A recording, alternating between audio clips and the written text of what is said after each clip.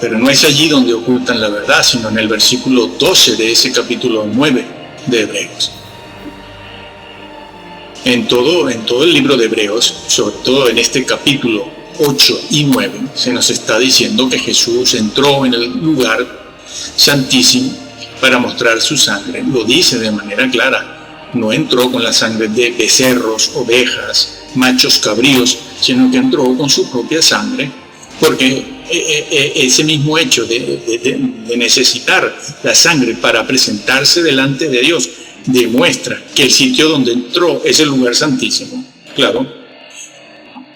Y los adventistas lo ocultan. ¿Para qué? Son los seguidores, bueno, para poder de Elena de White y su doctrina herética. Sí, es una doctrina herética. Son ellos los que han sacado a Jesús del lugar santísimo. Sí, el lugar santísimo. Ellos han sacado a Jesús, o mejor dicho, nunca lo dejaron entrar, sino hasta 1844. Vamos a ver si eso es así, según la Biblia. No podemos ver eso según los escritos de la señora de Elena de White, aunque los adventistas para poder justificar una herejía que casi que ni el diablo lo había inventado, han dicho que Elena de White tiene un grado de inspiración de segundo grado, claro, para poder hacer valer doctrinas que van en contra de la inspiración bíblica. Los escritos de la señora Elena, dicen ellos, son de inspiración de segundo grado, por lo tanto hemos de creerlo. Claro, eso lo hacen para poderle dar validez a enseñanzas como estas, o como esta que estamos viendo aquí, donde vemos que Jesús, cuando ascendió, traspasó los cielos. Jesús, cuando ascendió, traspasó los cielos. Está dicho, eso está escrito también. No lo invento, está escrito. Léase. Hebreos 4 y 5, 6, 7, está dicho allí. Él traspasó los cielos. Es decir, no se halló un lugar en toda la creación para un ser como ese. Como decíamos antes, ¿a dónde fue? No hay lugar para un ser tan grande como Jesús, que es hombre y es Dios. No existe otra cosa igual, no existe un guerrero como ese. Aquí le envidian, le tienen celos. El diablo mismo también, claro. Por eso, porque es gallardo, valiente, no hay ninguno como él.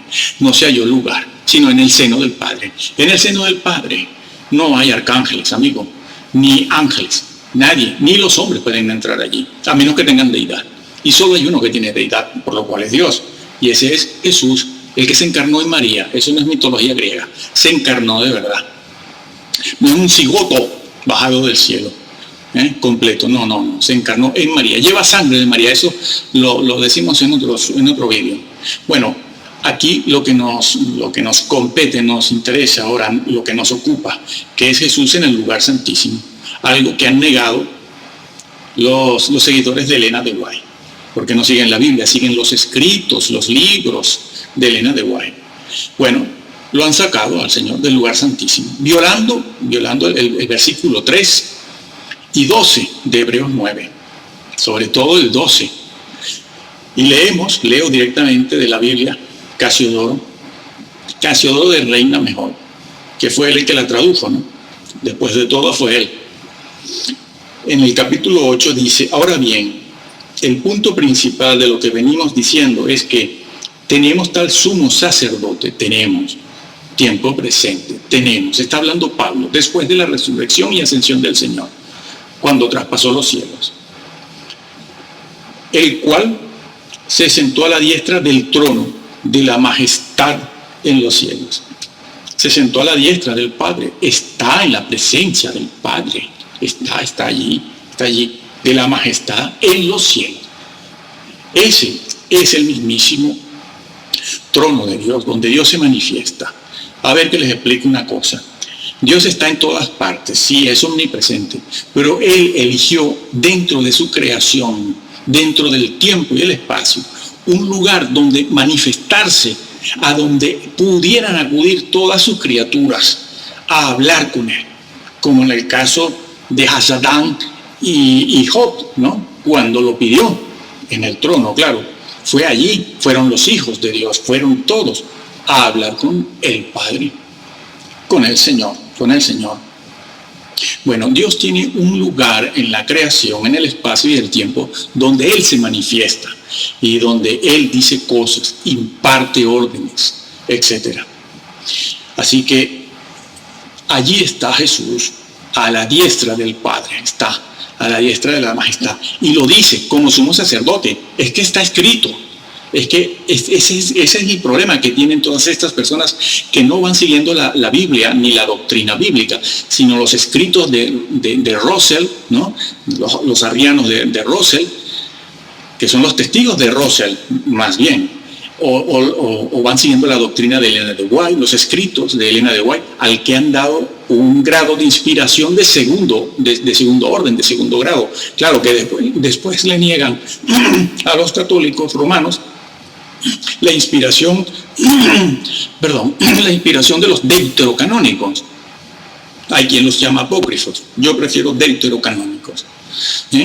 A la Iglesia de Roma le niegan eso. Pero los escritos de Elena de White, no, esos tienen una inspiración de segundo grado. Son válidos. Hombre, no puede ser. No puede estar eso por encima de la Biblia. Porque ellos siguen eso, no siguen la Biblia. Pues bien, el versículo 2 de ese capítulo 8 dice, ministro del santuario, lo está diciendo. Jesús, sumo sacerdote, a la diestra del Padre, de Dios, de la majestad, ministro del santuario, el santuario celestial, y del verdadero tabernáculo que levantó el Señor, no el hombre. Lo levantó el Señor, ¿dónde? En el cielo, no el hombre. El que levantó Moisés, el hombre, ese es terrenal. Pero Jesús está aquí, se está diciendo, santuario, el verdadero. Claro, no la copia, el terrenal era una copia, como está dicho más adelante aquí en Hebreos. Pues bien, eso es lo que se dice aquí. Y también se dice en el capítulo 9, que leo el versículo 3. Tras el segundo velo estaba la parte del tabernáculo llamado lugar santísimo. Sí, la Biblia habla de un lugar santísimo, tanto en el tabernáculo celestial como en el terrenal. Aquí, en el capítulo 9, se habla de las diferentes partes que tenía el tabernáculo. La primera era el lugar santo. Y después, detrás del segundo velo, estaba el lugar santísimo. Y aquí, en griego, está escrito. Tras el segundo velo, el segundo, no el primero, porque detrás del primero estaba el lugar santo. Y detrás del segundo, el lugar santísimo. Y lo dice. Ese es el problema, otra vez. Que está escrito. Dice, versículo 3. Tras el segundo velo estaba la parte del tabernáculo llamado lugar santísimo. Se nombra aquí el lugar santísimo. ¿Por qué? ¿A raíz de qué? ¿A cuenta de qué se nombra aquí eso? ¿Qué nos va a decir ahora el escritor? Sí, está escrito, Agia Agion, santo de los santos. Esa sería una traducción literal, pero lo ponemos por lo que quiere decir, lugar santísimo.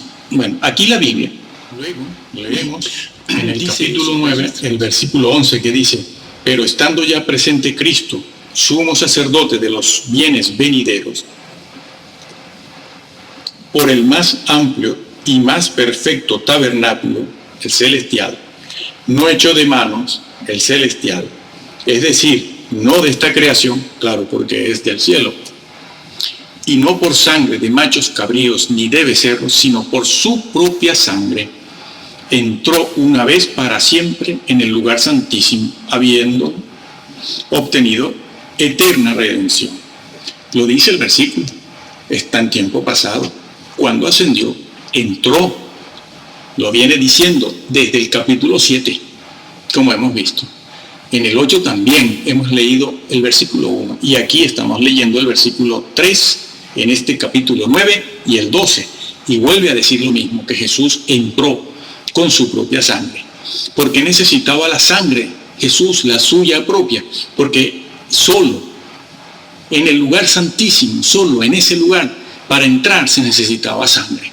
No se podía entrar sin sangre en ese lugar. Por eso dice, con su propia sangre entró en el lugar santísimo.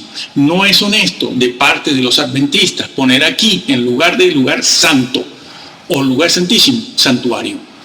como si ponen tienda, o santuario, o tabernáculo. No deben quitar esa palabra. Y ahí la han quitado en sus versiones. Y después la llaman Reina Valera. Reina Valera no hizo eso. Reina Valera tradujo correctamente, mejor dicho, casi todo de reina, perdón, las cosas como tienen que ser, porque hay ciertos detalles históricos.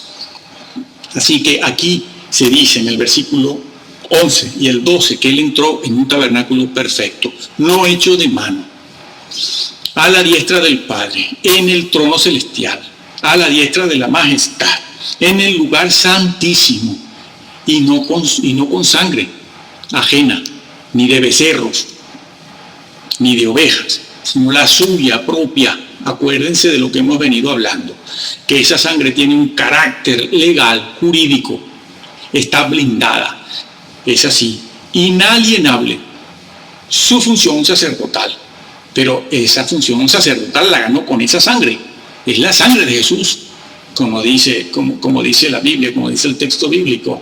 Estos son los que han vencido por la sangre del Cordero Jesucristo. Sí, han vencido por la sangre. Entró una vez para siempre, allí cuando ascendió, hace 2000 años ascendió. Pero los adventistas dicen que no había ascendido. Que Jesús esperó a que el señor Miller, William Miller, pusiera la fecha de entrada. Que ellos los adventistas reconocen. El señor Miller se retractó, pero los adventistas no. Y han dicho que lo que pasó es que vino y nadie lo vio. ¿Dónde está? Haciendo un juicio pre-advenimiento de juicio. No. ¿De dónde sacan eso? ¿En la Biblia está? No. Se admite que no está en la Biblia. ¿Dónde está? En los escritos de Elena. Pero los escritos de Elena son los escritos de un ser humano. No, ella tiene inspiración de segundo grado. Es como de México que también dice, pantalones femeninos. El Señor al que peca se lo lleva. La misma cosa. La misma actitud, la misma conducta, señores. Exégesis. Los escritos de Elena de White no tienen valor ninguno. No es inspiración ni iluminación del Espíritu Santo. El Señor entró en el tabernáculo celestial, en el lugar santísimo, y ustedes la Biblia la han torcido. No pusieron, no registraron ni siquiera lugar santo, que sería lo mínimo que se podía pedir, lugar santo. Pero es propio traducir lugar santísimo porque está hablándose del lugar santísimo. El trono de Dios, no, pusieron tabernáculo, como si ponen tienda, como si ponen cualquier otra cosa. Santuario. ¿Por qué? Ahora lo explicamos. Una cosa es un santuario y otra cosa es, o una tienda, y otra cosa es el lugar santo, y otra cosa es el lugar santísimo. El vocablo santuario es un vocablo que se utiliza, lo pueden ver en cualquier sitio. Los adventistas ocultan la verdad. Quien no conoce la historia no puede saberlo. Pero el versículo 3 del capítulo 9 de Hebreos lo dice. Lugar santísimo, se está refiriendo allí al lugar santísimo, ¿no? Haga agión, en griego. Santos de los santos. Por lo tanto, la traducción debe ser esa, lugar santísimo. Pero no es allí donde ocultan la verdad, sino en el versículo 12 de ese capítulo 9 de Hebreos. En todo el libro de Hebreos, sobre todo en este capítulo 8 y 9, se nos está diciendo que Jesús entró en el lugar santísimo para mostrar su sangre. Lo dice de manera clara. No entró con la sangre de becerros, ovejas, machos cabríos, sino que entró con su propia sangre, porque ese mismo hecho de necesitar la sangre para presentarse delante de Dios demuestra que el sitio donde entró es el lugar santísimo. Claro. Y los adventistas lo ocultan. ¿Para qué? Bueno, para poder mantener las varias doctrinas de la señora Elena de White, doctrinas falsas. Y lo justifican esa enseñanza que comenzó a enseñarse porque no se conocía. Lo justifican de dos maneras, cuando menos. lo justifican diciendo que los vocablos tabernáculo, santuario, lugar santo, lugar santísimo son conmutables. Mi amigo, esos vocablos no pueden ser conmutables ni sinónimos porque no significan lo mismo, como vamos a demostrar ya. Y además también lo hacen así para poder esconder lo que se llama históricamente el gran fiasco, el fiasco histórico de 1843 y 1844, ¿no? Y por eso han hecho una pésima traducción, tanto en la versión de ellos propia, una versión de ellos propia, la llamada Biblia Reina Valera de 1999 o 2000, que no es Reina Valera, porque el señor Casiodoro de Reina no lo tradujo así. Pero claro, hoy en día se pone de moda que cada denominación, cada organización e incluso cada iglesia grande que tiene el poder financiero para hacerlo, pues agarra los manuscritos de Casiodoro, lo revisan y van poniendo las palabras, los vocablos, los términos que favorecen la doctrina y la teología de esa denominación en particular. Es lo que ellos han hecho, ¿no? También con esa versión de la palabra clara. Bueno, ahí el versículo 12 del capítulo 9 de Hebreos está cambiado. Ahora lo diremos en un momento. Bien, pues no es lo mismo, no son conmutables los términos tabernáculo, santuario, lugar santo ni lugar santísimo, no. Eso es engañar a la gente, no es lo mismo, ni da igual. ¿Saben por qué? Bueno, por lo siguiente. El vocablo santuario o tienda es un vocablo que sirve para hablar, para describir un edificio, una estructura, una infraestructura general, completa, toda, sin especificar una parte específica de esa estructura, de esa tienda, de ese tabernáculo, de ese santuario. Santuario, la palabra santuario, pueden buscarla en un diccionario y verán que se refiere a una estructura, a un edificio. Puede ser un edificio de carácter espiritual, religioso o no. Pero es una palabra que se utiliza, o un vocablo utilizado para hablar de un edificio en general, no para hablar de un determinado lugar de ese edificio. Sin embargo, cuando la Biblia dice lugar santo, se está refiriendo a un sitio en particular de ese tabernáculo o santuario. El lugar santo es un lugar específico, determinado, el que estaba después del primer velo. Al entrar, además, en la parte interna del tabernáculo, propiamente. Entonces no son intercambiables, no digan eso, están engañando y falsean los significados, la semántica, al mismo tiempo que han torcido el significado, la doctrina bíblica. Han cambiado, sí. Se tienen que acordar de lo que el Señor dijo, de lo que pasaría con los que cambian, quitan, agregan y ponen o sacan de la Biblia. Entonces, otra agión, que es lo que está dicho, a lo que se refiere el versículo 3 de Hebreos 9, es agión, santos de lo santo, el lugar santísimo. Se emplea esa expresión en griego y en castellano. El señor Casiodoro lo tradujo bien, para hablar de una parte muy específica, no del santuario en general, del edificio todo, sino que empleó esa terminología, esos vocablos, para hablar de un lugar específico. ¿Cuál? El que está detrás del segundo velo, donde solo puede entrar el sumo sacerdote una vez al año y rápidamente, brevemente, con sangre. Incluso, aunque fuera el sumo sacerdote al que le correspondiera ese año entrar en el lugar santísimo, si lo hacía sin sangre, moría, lo sacaban, lo arrastraban, porque nadie podía entrar allí, Si alguien moría allí dentro, tenían que sacarlo con una cuerda. Bueno, entonces, por eso Jesús se dice que con su propia sangre entró, cuando ascendió, como hemos venido explicando. Y desde entonces, cuando ascendió, el Señor se convirtió en un intercesor. No hemos tenido que esperar a 1844, al gran fiasco del señor Miller, seguido por todo lo que hizo la señora Elena de White, para que el Señor empiece a interceder por nosotros en el lugar santísimo, que dicho sea de paso, porque tampoco enseñan eso los adventistas, sino que hablan de un juicio de preadvenimiento, etc. Bueno, entonces, esa doctrina, bueno, también, sí, cierto, gracias, es verdad también. Otra cosa con la que se han inventado para poder justificar esa doctrina, que no es bíblica, y como no es bíblica, pues claro, hay que justificarla de alguna manera, es también diciendo, en segundo lugar, que la señora Elena de White, pues, goza de un grado de inspiración e iluminación de segundo grado. Sí, un grado de iluminación, de inspiración de segundo grado, ¿no?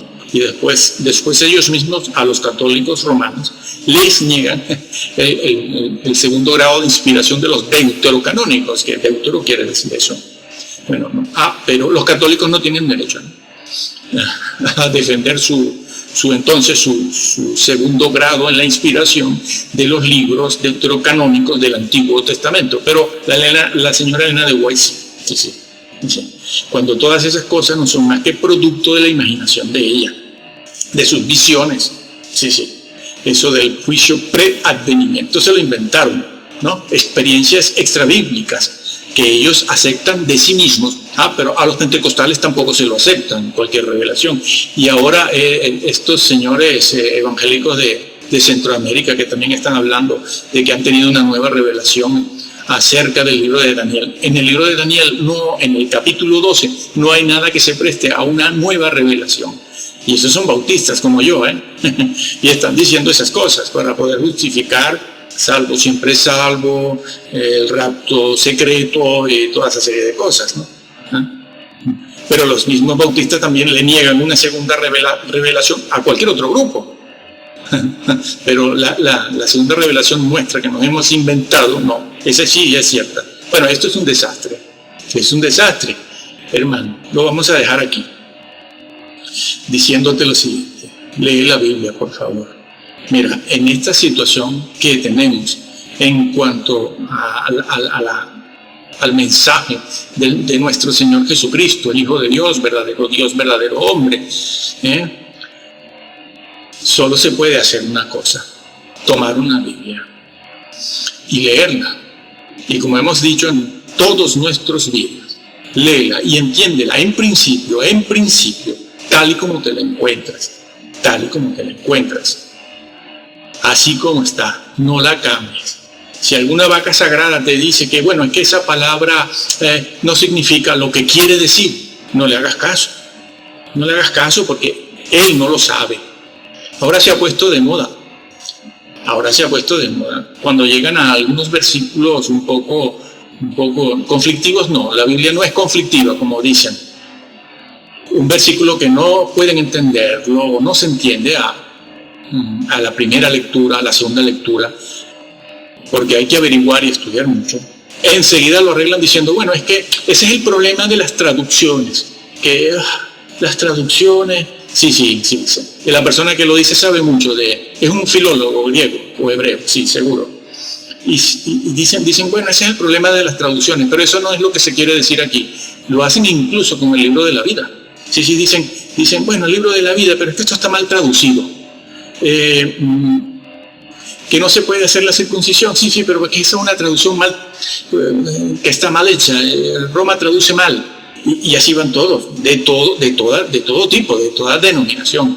No hagas caso, te lo digo yo, que he pasado por la universidad y un seminario muchas veces.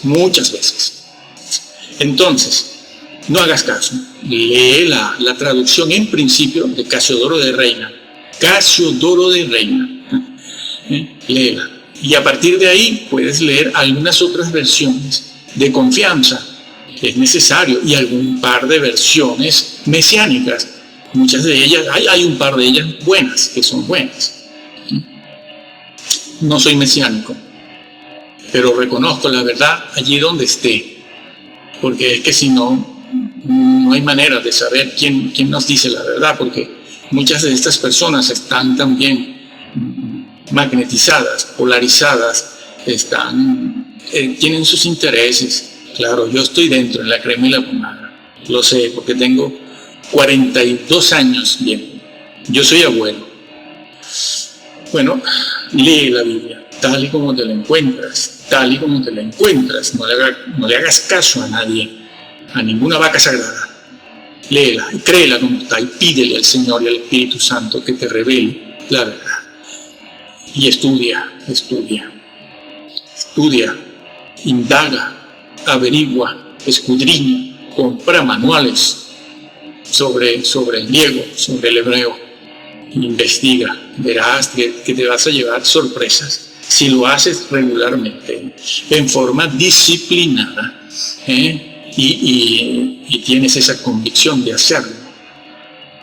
Y que el Señor te guarde, te bendiga y te proteja de toda la mentira que estamos viendo. No en vano el Señor lo dijo, que hacia el final de los tiempos, justo antes de su venida, ¿qué iba a pasar? Se amontonarían. Busca la palabra amontonar. Busca la palabra. A ver, de todo lo que se está viendo, a ver cuántos son de verdad. Es más, te dejo otra tarea. Una falta de integridad tremenda hay en estos ministros de todas las denominaciones. Sí, la palabra integridad aparece en la Biblia. Aparece en la Biblia después de 43 años, donde hemos estado en iglesias y escuchado muchas cosas. En 43 años que nosotros recordemos, solo en 2 oportunidades escuchamos a un ministro, a un pastor hablar de la integridad. ¿Qué es la integridad en la Biblia? ¿Qué es? El vocablo aparece, búsquese. A ver. Que el Señor te guarde, que el Señor te bendiga. Bueno, Jesús está allí intercediendo por eso. Y el versículo 25 dice que puede salvar perpetuamente. Bueno, vamos a ver. La palabra que aparece aquí, salvar, aparece en infinitivo. Simplemente habla de la acción salvar. No dice más nada. Sí, en el griego. Exégesis. Una exégesis simple, sencilla. Salvar, infinitivo. El infinitivo no lleva número, no lleva género, no lleva persona. No indica absolutamente nada, sino la acción. La salvación. Pero no dice más nada. Pero aquí en este versículo, ese infinitivo está calificado. Está definido, ¿sí? Dice salvar perpetuamente. Esa palabra, perpetuamente. En el cielo vamos a ser salvos también. No, se está refiriendo aquí a la tierra. Puede salvar aquí en la tierra perpetuamente. Algunas traducciones hoy en día ponen salvar completamente. A lo mejor lees una Biblia, dice, como Reina Valera, por ejemplo, perpetuamente, y está bien puesto. Y a lo mejor lees en otra y aparece completamente. Dice, bueno, pero ¿es perpetuamente o es completamente? Bueno, la traducción más cercana al original es absolutamente por completo. Sí, te lo explico. Puede salvar perpetuamente, completamente, es decir, en forma absoluta.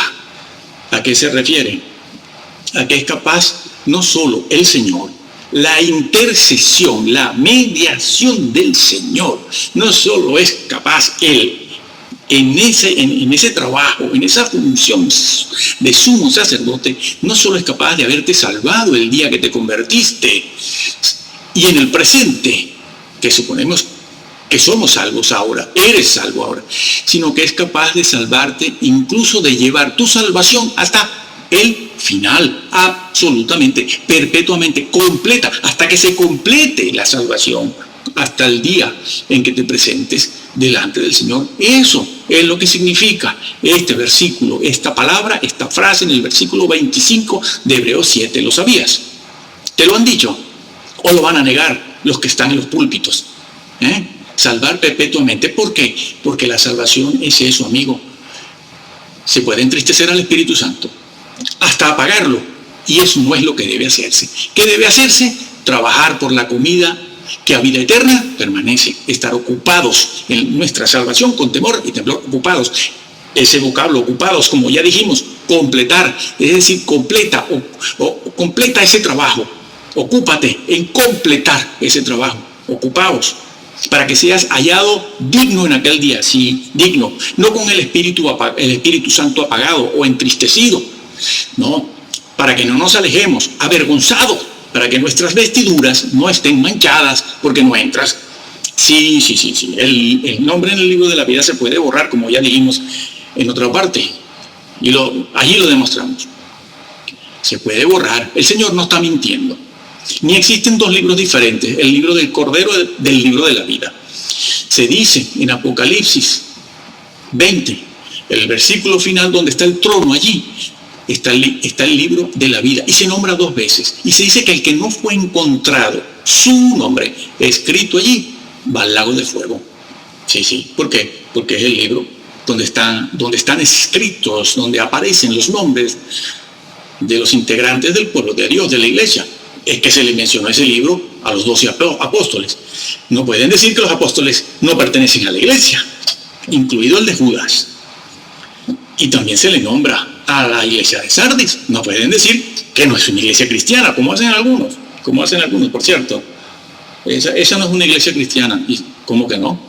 ¿Desde cuándo? Bueno, pero ahora no nos detenemos en ese particular. Bueno, sí. Eso es lo que se dice ahí, completamente. Puede salvar completamente. No solo la posición judicial, sino la condición espiritual, que te lo enseñen tus pastores. Hace falta que los ministros que están en los púlpitos sean honestos, que estén interesados más en la verdad que en el propio crédito pastoral. Claro, es que si no, están haciendo un esfuerzo para mandar a la gente al infierno. Nosotros estamos predicando por aquí la verdad, y al lado están los ruselistas arrianos mandando a la gente al infierno. ¿Por qué? Porque niegan, entre otras cosas, ¿no?, que Jesús sea Dios. Le quitan la deidad, no que sea Dios. Esa frase está mal dicha. No, Jesús no es que sea Dios, porque eso se confunde con que es Dios el Padre. No, Jesús tiene deidad. El Padre tiene deidad y el Espíritu Santo tiene deidad. Pues es Dios. No son dioses, no, es Dios. También en ese mismo versículo 25 se dice: puede salvar perpetuamente a los que por él se acercan a Dios, se están acercando. Los creyentes se acercan a uno a través de otro. Son dos distintos. Los creyentes, repetimos, se acercan a uno que es el Padre a través de otro. No del mismo, no de sí mismo. Se acercan a Jesús a través de sí mismo. ¿Del mismo Jesús? No, eso no es lo que dice el versículo. Tienen que tener cuidado, porque negar la Trinidad es cerrarse la puerta del reino eterno. Como este predicador de grandes masas en México, que en una de sus predicaciones, está grabado, por supuesto, está en vídeo, decía que no hacía falta creer en la Trinidad, que lo único que tienes que creer es que Jesús derramó la sangre. Pero lo que tú creyeras de la Trinidad, eso no tiene importancia ninguna, ¿no? Bueno, ya tenemos un vídeo sobre ese disparate. Si niegas la Trinidad, estás negando al mismo Jesús. Ese es el problema. Estás negando su labor redentora. Estás negando su resurrección. Estás negando su papel, su función sacerdotal de sumo sacerdote delante del Padre. Entonces, el versículo 25 del capítulo 7 lo dice claramente. Se acercan a Él. ¿A quién? Al Padre. ¿A través de quién? De Jesús. O se acercan por Él, por Jesús, a través de Jesús, al Padre. Viviendo Jesús siempre para interceder por ellos, claro. Jesús vive, sí. ¿Qué hace Jesús en el cielo ahora, en este momento, en su reino, en el trono, a la diestra del Padre? Interceder, ese es su trabajo. Su trabajo comenzó cuando ascendió, no terminó. Comenzó una labor intercesora. ¿Por los incrédulos? No, como hemos dicho ya. Por los que son salvos, como está diciendo Pablo aquí en el libro a los Hebreos, como lo dice Pablo aquí. Acerquémonos, una invitación a los mismos creyentes a acercarse para que Jesús siga intercediendo, sí, necesitamos que interceda. ¿Por qué? Porque cuando pecamos, cuando apostatamos, cuando torcemos la doctrina, la palabra de Dios, y cuando pecamos, necesitamos ser perdonados. Sí, no se piense que porque salvos, una vez salvo, como enseña este Señor, ya de todas maneras tú entras, no pasa nada. No, Jesús tiene que volver a interceder por ti. Tiene que volver a interceder por ti. Si no, no se diría lo que se dice en 1 de Juan 2:1. Si alguno ha pecado, abogado tenemos para con el Padre, a Jesucristo el justo. Jesús vive para eso. Lamentablemente los creyentes han invalidado de diversas formas esta función de Jesús, que vive para interceder y mediar por los creyentes. ¿Por qué? Porque no oran. Oran alguna vez en el templo, pero no lo tienen como una costumbre, no lo tienen como un hábito. Algunos llegan a pensar e incluso a decir que es que no son santurrones para estar todo el día orando. Hasta eso han llegado a decir. ¿Por qué? Porque no les han enseñado bien la Biblia. Las personas que están en los púlpitos predicando en forma masiva a multitudes de fama internacional, esas personas no están haciendo exégesis. Van leyendo libros, van preguntándole a este, a aquel, a los mesiánicos, pseudo-mesiánicos, a otros por aquí, pero no, y van comprando libros y leyéndolos. Y después, ¿qué hacen? Los sueltan, los libros, ahí en el púlpito, y no van haciendo exégesis. La exégesis es muy dura. No se hace leyendo libros, sino yendo al griego y al hebreo y a muchos manuales, y pensando y orando mucho. Y dejando de lado la presión denominacional, que yo soy bautista del sur. Me cortan una vena y me sale sangre bautista, pero no por eso no voy a reconocer las verdades teológicas y la historia. Bueno, eso es lo que hace Jesús, interceder por los que en forma regular se están acercando al Padre a través de Él con su sangre. Con su sangre. Jesús está allí con su sangre.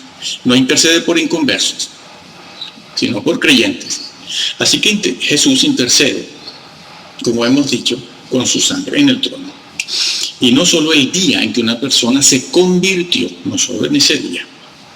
Así pues que Jesús continúa su sacerdocio permanentemente, y a veces tiene que abogar por los cristianos. Pero los cristianos hoy en día oran muy poco, demasiado poco, no tienen esa costumbre. ¿Por qué? Porque ya son salvos. Si oran o no es otro problema. Pero recuérdese que el cristiano que no tenga las vestiduras blancas no entra. No entra. Es por eso. Sí. Muchos cristianos en su autoconfianza de esa frase que se ha hecho famosa y que es la que predican y enseñan en Centroamérica los predicadores de multitudes, ha hecho que se llenen de autoconfianza, y en su autoconfianza se descuidan la vida espiritual, sí, la descuidan, sí. Pero el Señor también dijo: trabajad por la comida que a vida eterna permanece. Tengo que trabajar por la salvación. Sí. También está dicho por Pablo, cuando dijo: ocupaos en vuestra salvación. Ese vocablo, ocupaos, ese versículo, mejor dicho, al cual le hemos hecho una exégesis en otro vídeo. Ese vocablo significa completar. Ocupaos es completar, llevar a feliz término la salvación, lo dice el versículo. Ocupaos en vuestra, no la de otros, la vuestra, la que habéis obtenido. Sí, trabajad por la comida que a vida eterna permanece. Trabajad, ocupaos en vuestra salvación. ¿Cómo escaparemos si descuidamos una salvación tan grande? Sí, que dicen que descuidar, ¿cómo escaparemos? Enseñan y dicen que ¿cómo escaparemos de la disciplina? No, hombre, no. No hay. Mateo 24 dice: mas es decir, Jesús, por cuanto permanece para siempre, es decir, Él no vuelve a morir, tiene un sacerdocio que inmutable, es decir, no cambia. ¿Cómo que no cambia? ¿Qué quiere decir eso? El sacerdocio de Jesús no cambia. Ah, bueno, muy bien, perfecto, no cambio. Yo tampoco cambio. No, vamos a ver. No. ¿Qué significa eso? ¿Qué quiere decirse con eso? ¿Por qué se nos dice eso a nosotros cuando vamos a acercarnos o para acercarnos al trono de la gracia, al trono celestial? Pues por algo muy importante. Dice, no cambia, es decir, ese vocablo inmutable, que en otras partes se traduce también de otra manera, de otra forma, significa inalterable, no cambia porque es inalienable. Ese es el término que se tiene que usar aquí. Es un término jurídico también, amigo. Jurídico, sí señor, inalienable, que está blindado. ¿Qué es lo que está blindado? El sacerdocio, lo está diciendo. Está escrito, no hay para dónde ir, no puedes tomar ni coger para otra parte. Es un sacerdocio inalienable, blindado. Es un término jurídico que se utiliza, eso tiene una implicación jurídica. Se refiere a una propiedad, cuando una propiedad está blindada y es inalienable por los cuatro costados. Un sacerdocio que tiene un carácter legal, una propiedad, una casa, un carro, un coche que está blindado, su propiedad, desde el punto de vista legal. No cambia, no puede cambiar ni en fondo ni en forma. De ninguna de las maneras, no se puede hacer nada con esa propiedad. En este caso, el sacerdocio de Jesús, su sacerdocio, no se puede hacer nada que no lo haga él mismo. Ese sacerdocio tiene un carácter legal porque se consiguió legalmente, jurídicamente. No cambia ni en fondo ni en forma. No se puede vender, no se puede alquilar, no se puede ceder desde el punto de vista legal, no se puede transferir, no se puede a otros hombres, no. Ahora vemos por qué. No se puede transferir. ¿Por qué? Porque es un derecho ganado, un derecho legal ganado y es intransferible. ¿Se lo ganó a quién? A Satanás. Cuerpo a cuerpo, amigo, cuerpo a cuerpo, en el mismo terreno. Un hombre, no, Dios no. Dios no ganó esa victoria sobre Satanás, fue un hombre, el hombre Jesús. En su naturaleza humana ganó esa victoria, ganó esa batalla y esa guerra. Sí, fíjate lo grande que es ese hombrecito Jesús, que tiene deidad, por lo tanto podemos decir que es Dios. Pero debemos aclarar que es Dios el Hijo. Es Dios el Hijo. Pues ese hombrecito, lo fuerte que es, para que lo vayan ahora comparando con Gandhi, desde los púlpitos de esta gente. Estos de México lo comparan con la Madre Teresa. Dicen este de México que hablaba de las trompetas. En septiembre pasado dice, ay, la Madre Teresa, qué grande. Grande es Jesús y tú no lo haces grande. Tú vas haciendo grande a los hombres, sobre todo si son bautistas masones. Que eso es lo que haces. Y los creyentes poco les importa eso, ellos no saben qué hacer con esa información que le das. Y si le dicen que salvo siempre salvo, ya se van tranquilos para sus casas y no los amonestas como deberías. Bueno, cópiate esto y disimuladamente a ver si corrigen, que no se entere nadie. Sí, Jesús, el hombre, lo venció a Satanás. Un hombre venció a un querubín, nada menos. ¿Qué te parece? De rodillas tendríamos que amanecer cada día dando gracias. Si no, pregúntale eso a un endemoniado que ha dejado, que Jesús, al cual Jesús ha libertado de eso. Son personas que agradecen muchísimo y valoran muchísimo la obra de Jesús, porque ellos saben lo que son los demonios. Ellos saben bien lo que es el infierno. Muy bien. Jesús ganó eso. Ese sacerdocio es un derecho inalienable, blindado, no lo puede vender, no lo puede ceder a ningún otro sacerdote, pastor, diácono, lo que sea, estudiante de la Biblia, doctor, bachiller, lo que sea, licenciado. No puede, Jesús no puede, porque es un tema legal. Y los hombres no pueden tener ese derecho porque no tenían la deidad necesaria para ganarle, poder interceder delante de Dios. Porque para llegar al trono no solo se ha de ser un hombre perfecto. Allí, al seno del Padre, donde está Jesús, que está en el seno no hay ángeles, no, a ver si los adventistas y ruselistas dejan de decir que es el arcángel Miguel. Los arcángeles no tienen acceso ni derecho al seno del Padre, porque el seno del Padre es el propio interior de Dios. Allí no está nadie, sino Jesús. ¿Por qué? Porque tiene deidad, tiene humanidad, es hombre, sí, pero tiene deidad. Porque tiene deidad, puede entrar allí y puede interceder allí. Ningún hombre, por muy alto, por muy sacerdote, pastor, obispo, lo que sea, puede entrar allí para mediar por los hombres. Repito, que para Jesús, el Jesús resucitado, se utiliza tanto el vocablo mediador como intercesor. Así que no vengan a separarlos ahora para decir que hay hombres que pueden ser intercesores y Jesús solo es mediador. No. Primera de Juan 2:1 también me lo pone como intercesor por mis pecados. Así que si sirvió este versículo para ellos, sirve para mí también. Si sirvió en el siglo 1, 2, 3, 4 y 5, sirve para mí en el siglo 20 y 21. Yo tengo a Jesús como mediador y como intercesor. No digan otra cosa, porque están mintiendo. Así pues, Jesús le quitó un derecho legal al diablo. El derecho que le quitó era un derecho legal, jurídico, que Satanás tenía sobre los hombres. Tenía un derecho adquirido en el Edén, un dominio que todavía se ve. Se ve en aquellos que abren las puertas para que Satanás les domine la voluntad y terminen totalmente esquizofrénicos.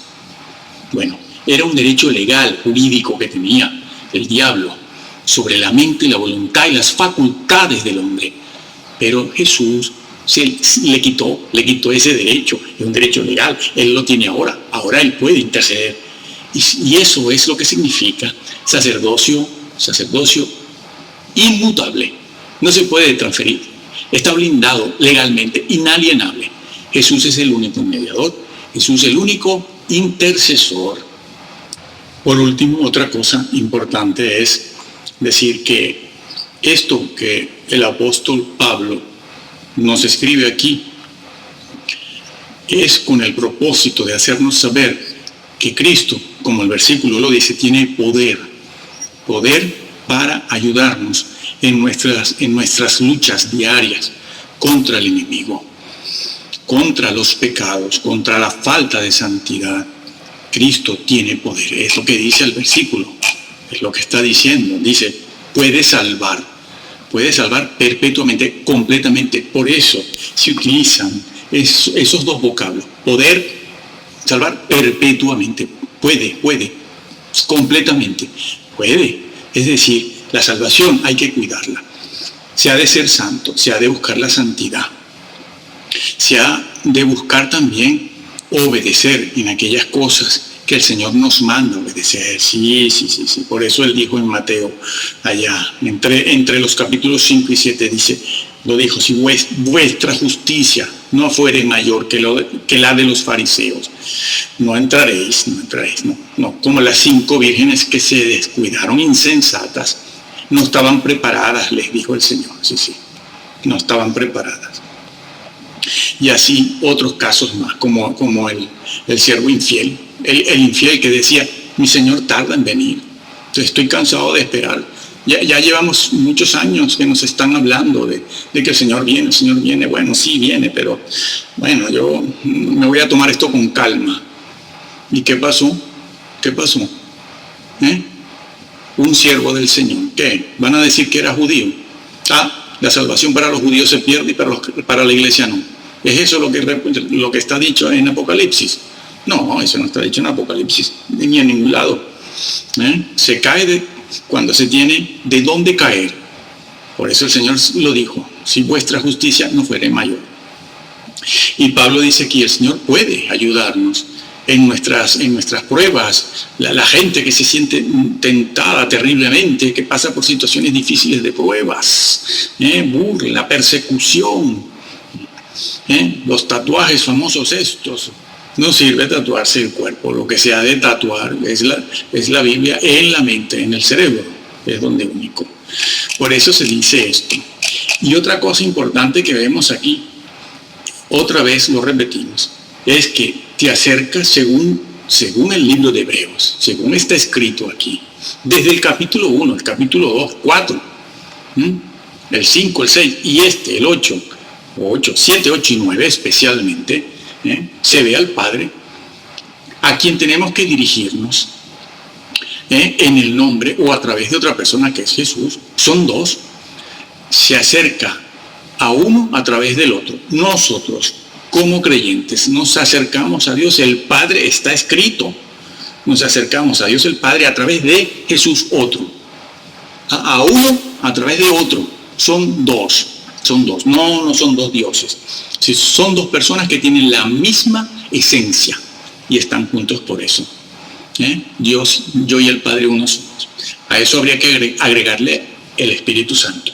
La Trinidad es tan bíblica como el siglo I. Está registrada en la Didache o la Didache. Y a partir de ahí se registró en muchos sitios más. No es algo que inventó Roma. Roma no existía en el siglo I, ni en el siglo II, ni en el 3 ni en el 4. Hay que esperar al 5 o al 6 para verla tal y como está hoy, más o menos. Así que cuidado con los mesiánicos y con los muchos grupos evangélicos también que ahora niegan la Trinidad también. Fíjense que creo que, si mal no recuerdo, en Juan 8, el mismo Señor lo dice, dos son los que dan testimonio de lo que yo hago, el Padre y el Hijo. Lo dice, no hay que ir a primera de Juan 5, 7. Está dicho, dos son los que dan testimonio en el universo, en la creación, en la tierra y en el cielo, el Padre y el Hijo. Está escrito allí. ¿Sí? Bueno, ahora vamos a seguir viendo otras cosas en el trono de Dios, ese mismo. Bueno, Pablo nos hace una invitación a acercarnos en oración a ese tabernáculo donde está el trono. Hebreos 4:16 lo dice: acerquémonos pues confiadamente al trono de la gracia para alcanzar misericordia, ¿sí?, y hallar gracia para el oportuno socorro. Eso es lo que dice Pablo. Esa expresión, acerquémonos, no está dirigida a incrédulos, como algunos han dado por hecho, que está hablándole Pablo a incrédulos para que se acerquen a Dios y se conviertan.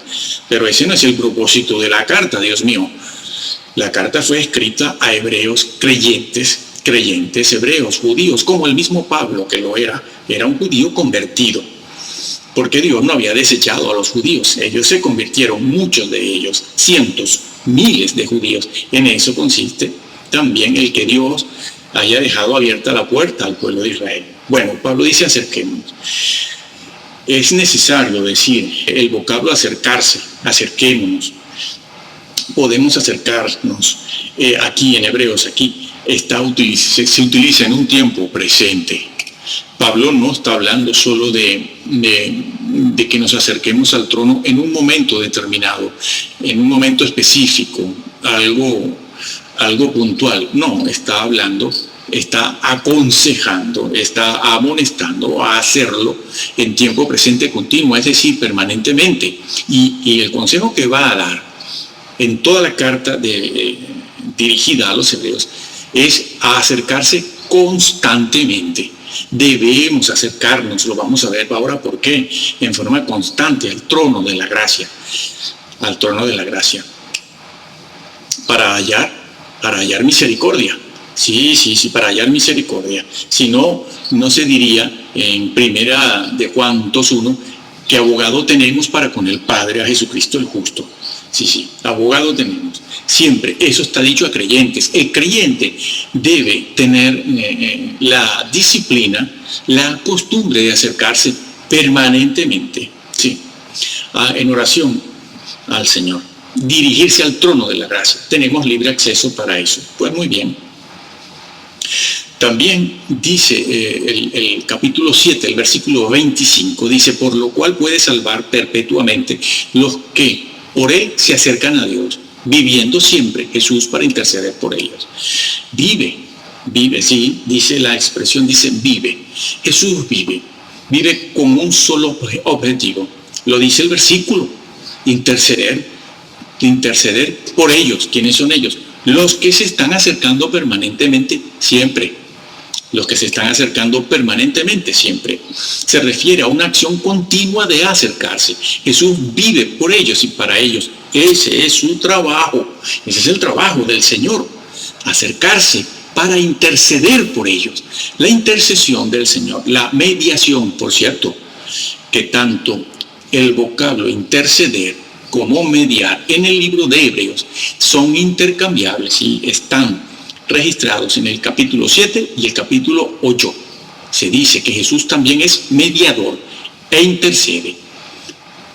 Los dos vocablos se utilizan para la misma labor o la misma función de Jesús, la misma, que es la de interceder, porque Jesús todavía tiene que interceder por los que se han salvado. Cuando el apóstol Pablo recomienda acercarse al trono de la gracia para hallar gracia, para todas las cosas, sobre todo para la victoria en la vida espiritual, no se refiere a una intercesión pasada, sino presente y futura. Jesús vive para interceder en el presente, también por los que se han convertido, en el pasado. Vive permanentemente para eso, no para interceder por los incrédulos, no. Por los incrédulos lo que necesitan es salvarse, aceptar a Cristo por primera vez como Salvador y empezar la carrera cristiana. Eso es lo que necesitan los incrédulos. Y esto no está dicho para incrédulos, sino aquí en el libro de Hebreos, sino para creyentes. Entonces el Señor intercede por creyentes convertidos y solo por estos, nada más, unos en particulares. Esos que tienen la costumbre, el hábito regular de ir al Padre en el nombre de Jesús. Sí. Así está dicho aquí, los que se acercan a Dios el Padre a través de Jesús, lo dice. Dice el versículo 25 del capítulo 7, que ya hemos leído y lo repetimos, por lo cual puede también salvar, lo dice, perpetuamente a los que por Él, es decir, por Jesús, se acercan ¿a quién? ¿Al mismo Jesús? No, hombre, no. A Dios dice, que Dios el Padre, Dios el Hijo intercede. Aquí está la Trinidad. Esta es la Trinidad, la que olvidan, la que están negando incluso los mismos evangélicos. Sí, ¿cómo escaparemos? Lo dice, como los ángeles, que no escaparon porque pecaron. Sí. Y también es lo mismo que cuando se dice que tenemos que tener las vestiduras blancas y cuidarnos en nuestra vida personal, para poder ser hallados dignos de estar de pie delante de Él. O como lo dice también de otra manera, que no nos alejemos de Él en aquel día avergonzados. ¿Se dan cuenta? Es que por todos lados también, por todos lados lo vamos viendo. O como cuando dijo, el que tenga las vestiduras blancas manchadas no entra. Ya podrá ser salvo, siempre salvo, mucho, sí, justificados mucho por la fe. Pero lo que no les dicen es que la justificación por la fe es una posición judicial, no una condición espiritual. Es una posición judicial, jurídicamente. Por eso se califica a Cristo de justicia, nuestra justicia, la justicia de Dios, justificado por la fe. Él es el justo sobre los pecadores. Siempre se utiliza ese vocablo de justo, justicia. Justo, es que es muy bueno. No es que es bueno, es que es santo, perfecto. Es un tema legal, como vamos a ver aquí, como estamos viendo aquí. Es un tema de naturaleza jurídica que tiene que ver con normas y leyes legales, jurídicas, eternas, además, eternas. Pero otra cosa es la condición espiritual, que produce, o que es producida, esa condición espiritual, no posición, condición, es producida por la santidad, que es una cosa, y la obediencia, que es otra. Como esta gente de Centroamérica no tiene nada que ver con les dice, bueno, sí, les hablan, ¿no?, de la santidad y que hay que obedecer, pero después, acto seguido, les dicen, bueno, ¿y qué importa si tú ves vídeo? ¿De quién? De Harry Potter, que se burla del Señor, blasfema. Los Simpson blasfeman del Señor, lo ponen unas blasfemias que a veces ni el diablo las hace. No pasa nada, tú eres salvo, ¿no? Y tú, chiquita, los pantalones por la mitad del pasillo, así, no pasa nada, ¿no? De todas maneras se te agradece si vienes con falda. ¿Y tú qué tatuaje? No pasa nada. Argollas en la oreja y todo eso, no pasa nada. Aquí todos somos buenos. No, santidad y obediencia son dos cosas. Y con ello llenan los locales para una sola cosa, para mandarlos al infierno. ¿Sí? Están trabajando como los testigos de Jehová, los ruselistas arrianos y los adventistas de Elena de White, trabajando para mandar a la gente al infierno. ¿Por qué? Porque solo les hablan de la sangre de Jesús y allí los dejan. Les dicen justificados por la fe. Sí, y la condición espiritual, ¿al final qué?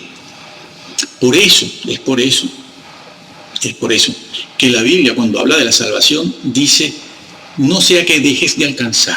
La salvación no se pierde. No es así la fraseología de la Biblia. La Biblia de lo que habla es de alcanzar o dejar de alcanzar. De eso es de lo que habla la Biblia. Alcanzar o dejar de alcanzar. Retener o no retener. Permanecer o no permanecer. Estar arriba o caer de. Eso sí, eso ya presenta la salvación de otra manera, de otra forma.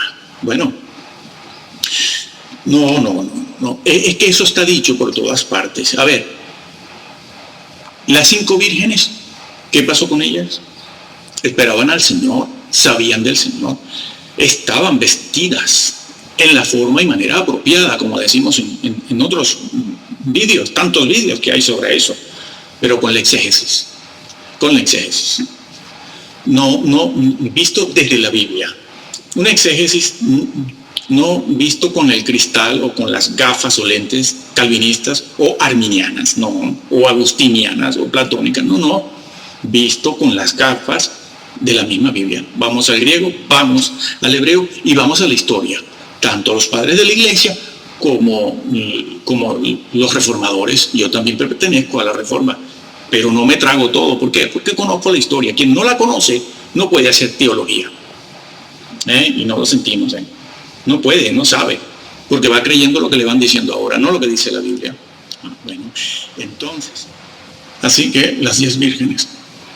¿Y qué pasó con 5 de ellas? Estaban vestidas en forma apropiada para la ocasión, que era esperar a Jesús. Se sabía que venía, lo sabían, y estaban las 10 juntas allí, con sus lámparas, con su aceite, con sus trajes apropiados para la ocasión. Todo el mundo lo sabía, pero hay una diferencia notable. No tomaron aceite extra. Y entonces dicen estos predicadores que no eran salvas. No, Jesús no dice, no se han salvado. No han recibido el Espíritu Santo. No han pasado al frente. No es eso lo que se dice. ¿Por qué violan, alteran lo que está escrito? El Señor dijo, no estaban preparadas. Y ese vocablo, preparados o preparadas, se utiliza siempre para eso en otras partes de la Biblia. Está en otros lugares. Bien, una persona puede ser salva, ¿sí? Justificada por la fe, sí, pero también puede entristecer al Espíritu Santo. ¿O es que eso no lo dice la Biblia? Entristecerlo. ¿Y cómo se entristece el Espíritu Santo? ¿Cómo se le entristece a una persona? Ofendiéndolo. Solo hay una manera y una forma de ofender al Espíritu Santo, ofendiéndole. ¿Y cómo se le ofende? ¿Dejando de creer? No, porque nosotros ya creemos, ¿no? No será esa la manera, yo creo. Y las iglesias están llenas, como nunca en la historia, Y que nadie piense que la suya sola es la que está llena, porque están llenas todas las iglesias están llenas, todas, de cualquier corte, de cualquier fe, de cualquier credo, todas están llenas. Pero se puede entristecer al Espíritu Santo cuando no se es santo, cuando se rechaza la verdad escrita se rechaza, cuando no se obedece, cuando uno escucha que debe quitarse el tatuaje, vestirse decentemente y no lo hace, porque como yo soy ya salvo, pues no pasa nada. No, estás entristeciendo hasta apagar al Espíritu Santo. Piénsese que esa fue la advertencia que le hizo Jesús a los de su tiempo. La blasfemia contra el Espíritu Santo no puede ser perdonada, no puede serlo. No es que no quiera el Señor, es que no puede ser. ¿Por qué? Porque la blasfemia contra el Espíritu Santo significa rechazar la luz que el Espíritu Santo está tratando de poner en la mente, en la cabeza de una persona cuando lee o escucha la verdad. Y la persona rechaza hoy, mañana y pasado. En algún momento el Señor lo va a dejar en su camino, aunque asista a la iglesia, no pasa nada, ¿no? La persona se va a enterar en el trono, en el juicio final, se enterará de que no entra. No, claro, como aquellos, ¿no? Con el currículum que esgrimían, ¿no? Hemos hecho esto, hemos hecho lo otro, hemos hecho aquí, allá, hemos exorcizado, hemos predicado, hemos profetizado, hemos viajado, hemos hecho el bien, que eso no se puede hacer de cualquier forma, ni lo hace cualquiera, que son muchas cosas juntas que hay que hacerlas, a ver quién las hace. Bueno, pues blasfemaban contra el Espíritu Santo. ¿Por qué? Porque no se dejaban convencer. Nadie se convence de lo que no quiere ser convencido. Y esa es la blasfemia, no aceptar la verdad, la doctrina para ser santo y para obedecer. Sí, Jesús lo dijo: por tus palabras serás justificado y por tus palabras serás condenado. El vocablo allí, como ya explicamos en otro lugar, no se refiere a una grosería, una palabra obscena, se refiere a la doctrina. Es decir, por tu doctrina también vas a ser justificado y por tu doctrina vas a ser condenado. Así pues, al Espíritu Santo se le puede entristecer hasta el punto de apagarlo. Sí, apagarlo. Se puede apagar el Espíritu Santo, está escrito, y si lo apagas, así no entras. ¿Entienden ahora por qué no se entra? ¿Entienden ahora los procesos? Es que nadie habla de entristecer y apagar. Y a las vírgenes se les apagó la lámpara. No estaban preparadas. El Señor lo dijo. Ustedes no estaban preparadas. Y usa lo que sí posiblemente es un hebraísmo, ¿no? O un modismo de ellos. No quiero saber nada de ustedes. Sí, el Señor lo dijo. Apartaos de mí. No quiero saber nada de ustedes. Sí. Qué severo. Solo porque no estaba preparada, pero yo soy creyente. El Señor lo dijo muchas veces. Lo advirtió: al que venciere. Perseverar. Sí, perseverar al que venciere. En medio de las dificultades, vencer. Porque la salvación en la Biblia se presenta en 3 tiempos. Fui salvo, tengo que ser salvo, o soy salvo ahora, y seré salvo. Seré salvo en la medida en que obedezca al Señor, en la medida en que sea santo. El Señor lo dijo: el santo se llama santo. Mi Padre es santo. Sed santos porque Dios es santo. Los santurrones son los únicos que van a entrar. Son los únicos. Bueno,